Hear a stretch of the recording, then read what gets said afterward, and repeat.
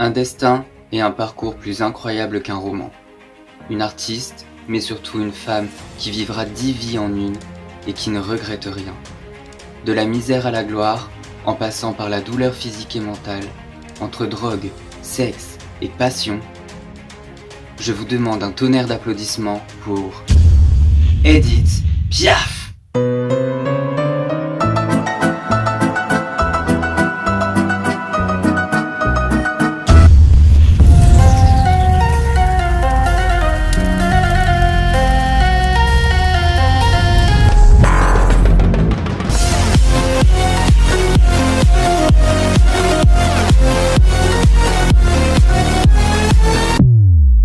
Salut bébé, j'espère que tu vas bien. Moi ça va super aujourd'hui, surtout que je suis hyper méga heureux de te retrouver pour faire cette vidéo. Ça fait un bail que je veux faire cette vidéo et enfin, la voilà, elle est arrivée.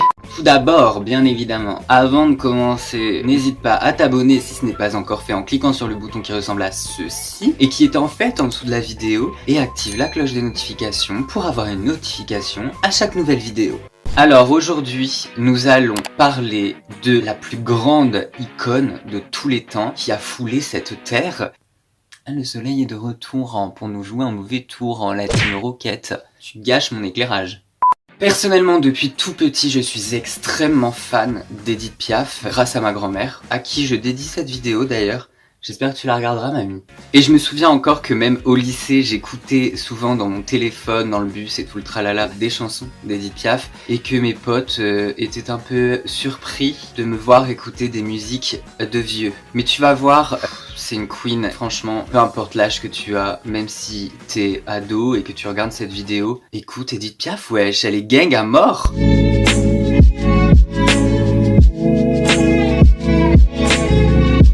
La légende raconte qu'Edith Piaf est née sous un lampadaire, comme ça, paf, sur le trottoir, rue Belleville, dans le 20e arrondissement de Paris. En vrai, c'est plus probable qu'elle soit née à l'hôpital, parce que sur son acte de naissance, c'est écrit que l'accouchement a été assisté par une infirmière et un interne. Mais bref, on ne sait pas, en fait, la vérité de vrai, peut-être que ça a été falsifié, peut-être pas.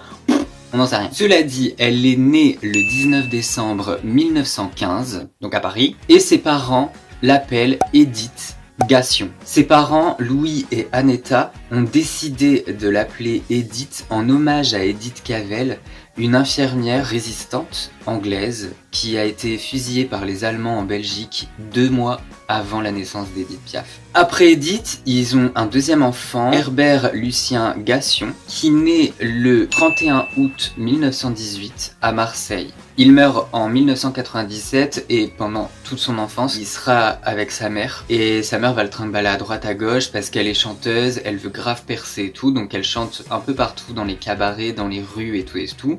Et du coup, elle va carrément délaisser son fils. Elle va clairement s'en battre les couilles, un peu comme Edith. Tu verras ça après bébé. Louis Gassion, le père d'Edith, va lui avoir une fille issue d'une de ses maîtresses. Cette fille s'appelle Denise. Elle est née en 1931. Et tout au long de sa vie, elle sera en contact avec Edith Piaf et Edith va même l'aider à s'installer à Montréal. Mon bébé, j'ai dû reculer un peu parce qu'en fait le soleil il faisait des siennes. Du coup j'avais le soleil dans la gueule, ça changeait l'éclairage, c'est la merde.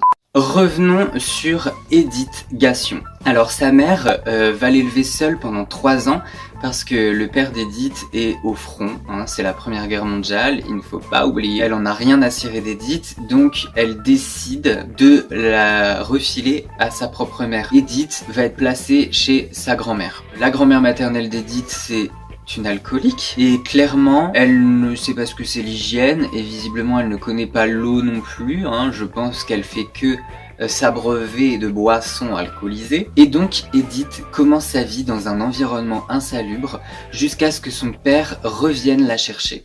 Et là, il décide de la placer chez sa mère à lui. La grand-mère paternelle d'Edith tient une maison close. Edith sera élevée et chouchoutée par les prostituées. Très jeune, on n'a pas vraiment l'âge, en fait, quelques biographes supposent que c'est dans une fourchette de 3 ans à 8 ans. Du jour au lendemain, elle devient aveugle.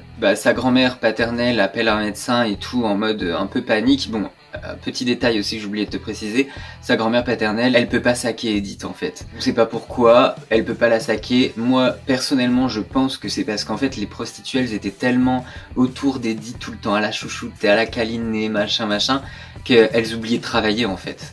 La grand-mère d'Edith appelle un médecin, le médecin vient diagnostiquer la petite, il lui diagnostique une double kératite à cause d'un manque d'hygiène et d'un manque de soins, la faute de sa grand-mère maternelle en fait. Cette petite conne. Suite à cela, sa grand-mère paternelle, elle est un peu dépitée, elle se dit ouais, la petite elle va jamais retrouver la vue. Sauf qu'elle tombe sur un article qui dit qu'une petite fille a guéri de la même maladie qu'Edith en allant prier sur la tombe de Thérèse à Lisieux, en Normandie. Donc v'là-t-il pas que les prostituées et la grand-mère d'Edith embarquent la petite et partent sur la tombe de Thérèse. Ils arrivent à la tombe de Thérèse, tout le monde prie, Edith prie aussi. Elles embarquent de la terre avec elle et elles vont lui faire des bandeaux de terre tous les soirs. 8 jours après, Edith est complètement guérie. Nous sommes actuellement en août 1921. Après cet événement, en fait, Edith, elle va toujours garder un lien sacré avec la Sainte Thérèse. Elle aura une médaille en forme de croix qu'elle va garder toute sa vie autour du cou. N'importe où elle va, elle posera un portrait de la Sainte Thérèse sur sa table de nuit. Elle repartira en pèlerinage à Lisieux une fois par an. Et à chaque fois, avant d'entrer sur scène, elle priera la Sainte Thérèse. Et apparemment, Edith Piaf et la Sainte Thérèse de Lisieux étaient cousines au 14e degré.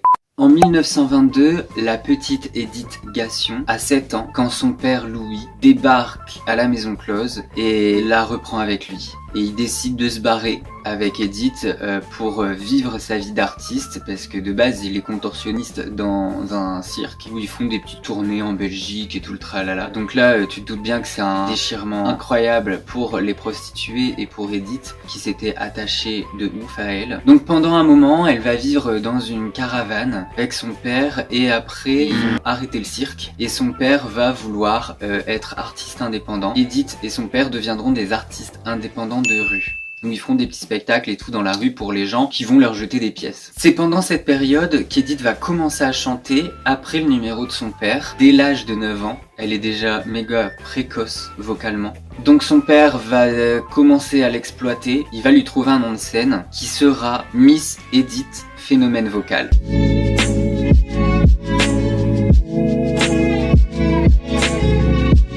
En 1930, elle a 15 ans et elle décide de quitter définitivement son père pour chanter en duo dans les rues avec Simone Berthaud, qu'elle surnomme Momone, et qui deviendra sa meilleure amie. Sauf que à la demande de la mère de Momone, Edith va devoir signer un contrat comme quoi elle embauche Simone à raison de 15 francs par jour. Et en plus, elle doit l'embaucher en tant qu'artiste et pour une durée illimitée. Le taf de Momone dans la rue, en fait, c'est de ramasser les pièces que les passants jettent à Edith, que ce soit dans la rue ou depuis les fenêtres des immeubles, pour la récompenser de sa performance vocale. Le week-end, elle chante dans les quartiers ouvriers de Paris et la semaine dans les quartiers chics. À cette époque, Edith va tenter des métiers dits normaux, basiques, comme par exemple bonne à tout faire ou alors apprentie crémière. Mais très vite elle lâche l'affaire parce que ça lui casse les couilles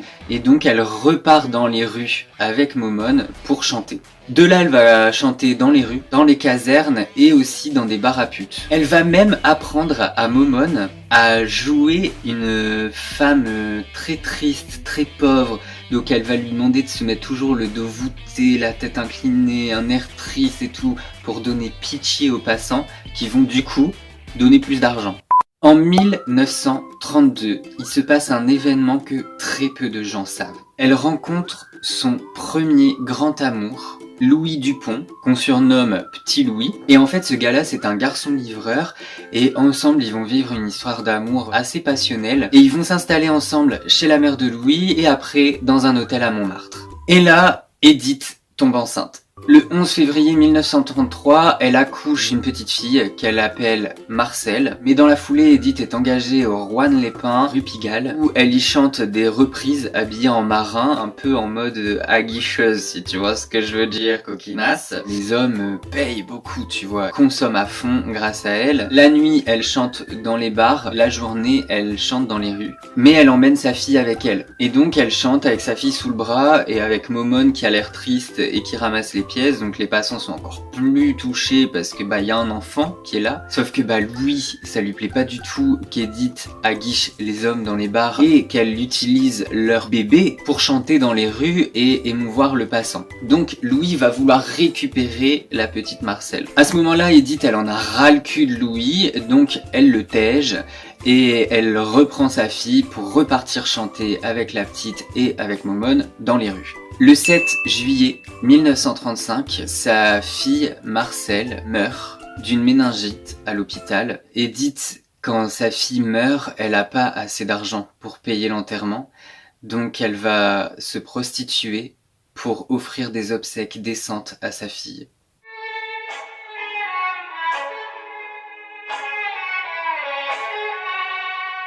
À l'automne 1935, Edith est découverte dans la rue par Louis Leplay, qui est le gérant du cabaret Le Gernise sur l'avenue des Champs-Élysées. Il va devenir son mentor et son père adoptif. Et c'est lui qui va trouver son nom d'artiste. Edith, elle était très petite, elle faisait 1m47, elle était très fine, et en fait Louis Leplay va la regarder, il va se dire on dirait un moineau, et il voulait l'appeler la Môme Moineau. Sauf que le nom était déjà pris, et du coup il va l'appeler la Môme Piaf. À la même époque, elle va rencontrer le jeune directeur artistique de Radio Cité, Jacques Canetti, qui va lui faire rencontrer le patron du cabaret Le Bœuf sur le Toit, qui va lui la faire embaucher dans un film, et donc Edith va jouer le rôle d'une chanteuse habillée en costume de matelot dans le film La Garçonne en 1935. Le bonheur quotidien, vraiment ne me dit rien. La vertu n'est pas faiblesse, et puis voit sa fin dans le ciel. En 1936, grâce à Jacques Canetti, elle va enregistrer son premier disque, Les Mômes de la Cloche, et elle va continuer de chanter dans le cabaret de Leplay pendant 7 mois. Et c'est un triomphe monumental, mais d'un coup, ça s'arrête tragiquement. Louis Leplay est découvert assassiné dans sa chambre. Les médias vont s'emparer de l'affaire. Edith va passer 48 heures en garde à vue. Ça va être un gros bordel. La presse va accuser Edith d'assassinat. Enfin, ça a failli péter sa carrière, ça. Donc du jour au lendemain, elle a plus d'engagement, mais le succès revient petit à petit. Radio Cité va lui ouvrir son antenne et donc elle va pouvoir chanter et tout. Sa voix remarquable va se faire remarquer par le compositeur Raymond Assau et par Marguerite Monod, qui est une compositrice et pianiste. Et d'ailleurs, Marguerite va devenir une fidèle amie d'Edith Piaf. Tout au long de sa carrière, elle sera présente à ses côtés. Elle composera pour elle Mon Légionnaire, L'Hymne à l'amour, Milord et aussi Les Amants d'un jour. Après Leplay, Assau va devenir son mentor et il va la reprendre en main pour l'éloigner du milieu malsain qu'elle fréquente régulièrement, donc c'est-à-dire prostituées, de l'alcool, de la drogue. Donc il va la faire travailler à fond pour l'entraîner à devenir une putain de chanteuse musical. Peu à peu, la môme va se retirer et laisser place à Edith Piaf.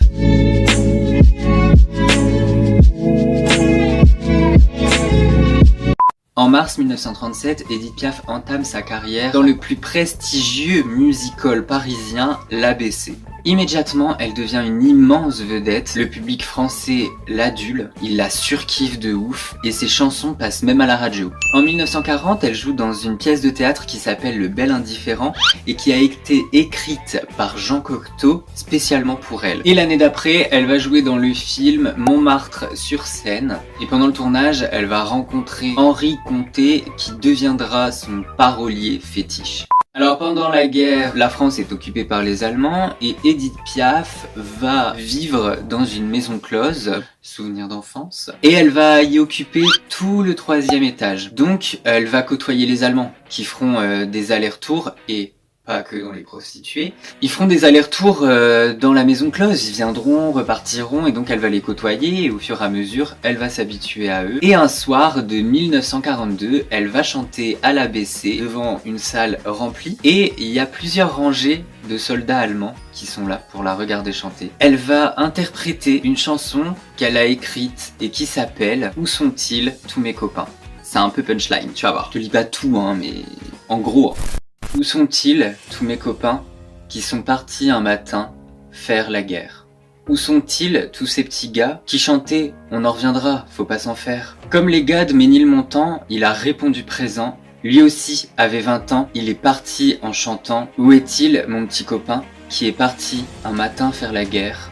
C'était un gentil petit gars qui chantait « On en reviendra, faut pas s'en faire ». Voilà, donc tu vois, il y a un peu de la provocation. Alors à la fin de cette chanson, le public français qui était dans la salle exulte. Ils sont grave happy qu'elle clash ouvertement les Allemands en fait. En 1945, elle écrit l'un de ses premiers titres, La vie en rose. Elle l'enregistre 2 ans plus tard, cette chanson. Aujourd'hui encore, cette chanson, c'est la plus célèbre d'Édith Piaf, qui est reprise partout, à droite, à gauche et par plein de célébrités. Franchement, c'est un carton direct en fait. À cette époque, Édith Piaf donne quelques récitals au cabaret Le Club des 5. C'est là que Marcel Cerdan la verra chanter pour la première fois.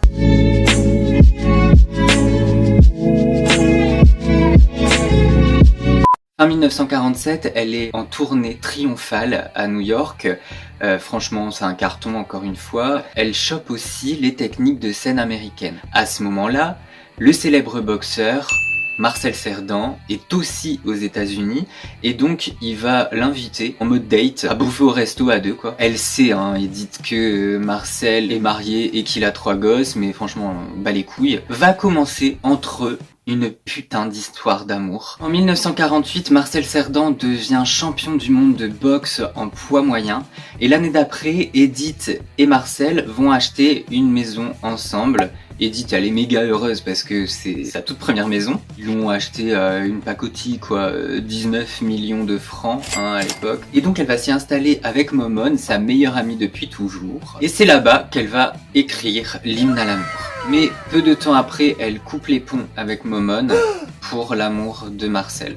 En octobre 1949, Marcel y est reparti sur Paris et tout ça. Il est censé revenir voir Edith aux États-Unis. Sauf que, Edith, elle on peut plus, genre, c'est beaucoup trop long. Moi, j'attends pas encore quelques jours, tu vois, genre maintenant.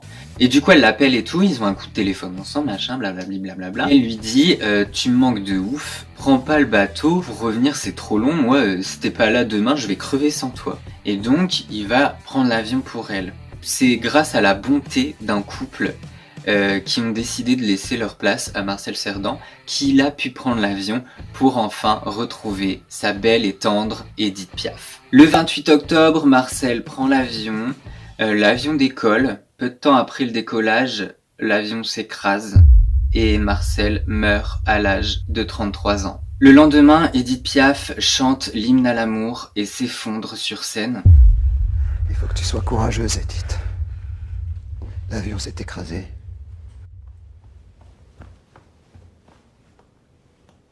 Marcel!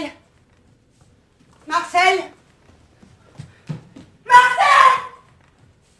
Marcel! Marcel! Marcel!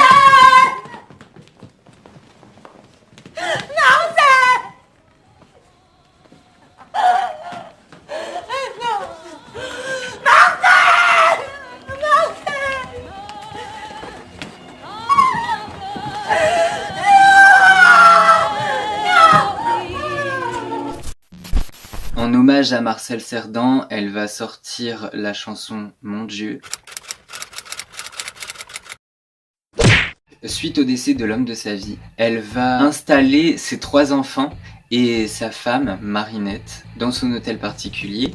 Et Marinette et Edith Piaf vont devenir de très grandes amies. Donc bien évidemment après cet épisode extrêmement traumatisant, Edith Piaf culpabilise de ouf, hein, tu te doutes bien. Je pense que c'est dû à ça, mais elle va commencer à souffrir d'arthrite aiguë. Et pour soulager sa douleur, elle se shoot avec des surdoses de morphine. Et son état est tellement délabré par la morphine, la drogue et l'alcool qu'elle est obligée de refuser des rôles au cinéma.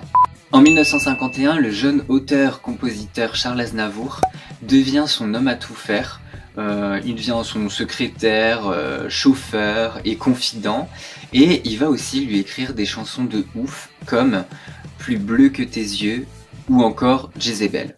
Très vite, elle va devenir dépendante à la morphine et après son accident de voiture de 1951, elle va commencer à enchaîner les cures de désintox. Elle arrive à se sortir de son addiction à la morphine, mais le problème c'est qu'elle va remplacer cette addiction là par une autre parce que son arthrose lui fait archi mal, elle en peut plus et donc elle va essayer de soulager son arthrose avec des surdoses de cortisone. Et elle se réfugie encore dans l'alcool qu'elle avait déjà utilisé pour noyer son chagrin à la mort de Marcel Cerdan. Bon, malgré tout, elle continue ses concerts et à chaque fois le public est en mode standing ovation. Bon, il faut sachez qu'elle a eu énormément de conquêtes. Parfois c'est les hommes qui lui brisaient le cœur, mais souvent c'était elle qui les écrasait grâce à son caractère bien trempé. Cela dit, toutes ces relations l'ont aidé à écrire des chefs-d'œuvre. Et parmi tous ces hommes, c'est Théo Sarapo qui l'accompagnera jusqu'à la fin.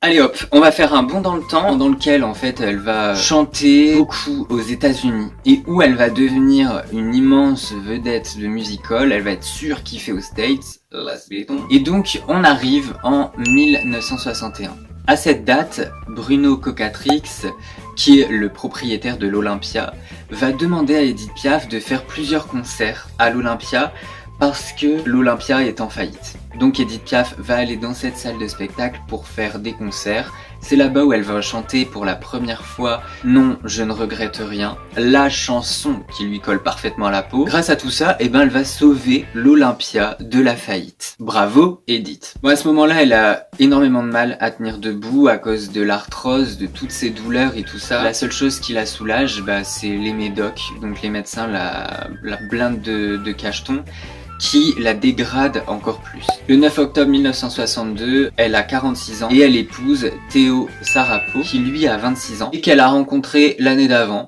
Elle continue de chanter comme une dingue, elle se donne corps et âme sur scène et à chaque fois le public l'honore d'une ovation qui pouvait durer plus de 20 minutes. De plus en plus épuisée par une vie d'excès, par l'alcool, la morphine, son arthrose qui s'aggrave et surtout la souffrance de toute une vie, Edith Piaf s'éteint le 10 octobre 1963 à 13h10 dans sa grande demeure près de Grasse. Dans la nuit du 10 octobre au 11, toute la team qui était présent décide, je pense que c'était les dernières volontés d'Edith Piaf, mais il décide de transporter son corps jusqu'à Paris pour faire croire à tout le monde qu'elle est décédée à Paris en fait. Et son médecin avait aussi pré-écrit le certificat de décès et quand ils sont arrivés avec le corps d'Edith Piaf à Paris, il a rempli le reste, tu vois, genre en mode décès, lieu, Paris, et l'heure il a mis 7h du matin. Et donc la presse était persuadée qu'elle était décédée à Paris, donc ils ont divulgué cette fausse information. Edith Piaf est morte dans son lit boulevard Lannes.